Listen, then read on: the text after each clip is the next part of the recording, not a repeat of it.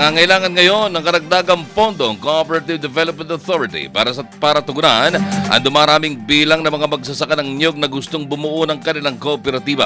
Itong tinuna ni CDA Deputy Administrator Ray Evaso sa panayam ng Co-op RTVN kaugnay sa mga nakahanin na proyekto ng pamahalaan para sa mga magsasaka ng niyog.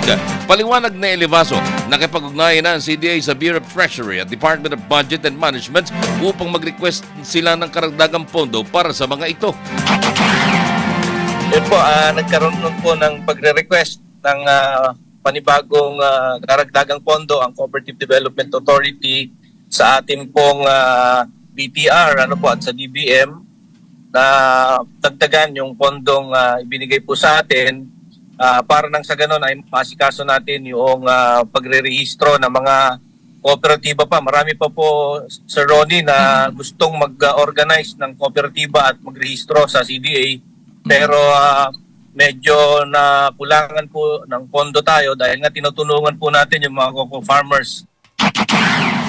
Anay Libaso, ang pundong ito ay manggagaling sa Coconut Farmers Industry Development Fund at gagamitin sa mga karagdagang training at capacity building ng mga coconut farmers cooperatives. Kasabay nito, patuloy din ang CDA sa paghahanda para sa darating na Oktubre 12 at 13 kung saan dalawang mahalagang event ang magaganap kaugnay pa rin sa pagdiriwang ng Philippine National Cooperative Month.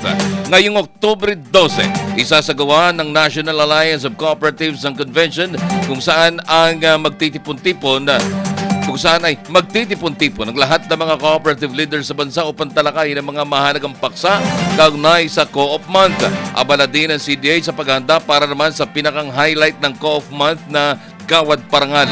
Gaganapin ito sa 13 ng Oktubre sa Philippine International Convention Center at dito kikilalanin ang mga natatanging kooperatiba sa bansa at ang mga samahang patuloy na umaalalay o sumusuporta sa mga ito. Isang Philippine Media Network Service Cooperative na kabilang sa mga kikilalanin dito bilang bahagi ng media support sa Cooperative Development Authority.